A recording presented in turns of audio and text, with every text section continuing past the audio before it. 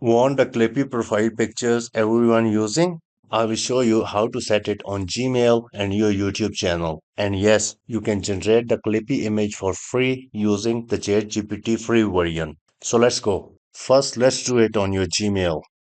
Log into your Gmail account. Once you're logged in, just click on your profile picture at top right corner, and here you will find your profile picture icon. Just click on it, and here we have the option to add profile picture. Click on add profile picture. I want to add it from my computer. You could either drag a Clippy photo directly here. You could take a picture. I have this on my computer's desktop. Let's go ahead and select this picture, and here you go. I got the Clippy profile picture here. Let's click next, and I want to save it as a profile picture visible to everyone.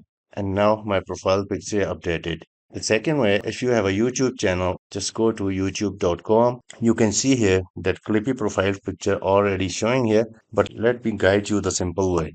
Just click here, then go to view channel, click on customize channel, and here you have the option to change Clippy profile picture.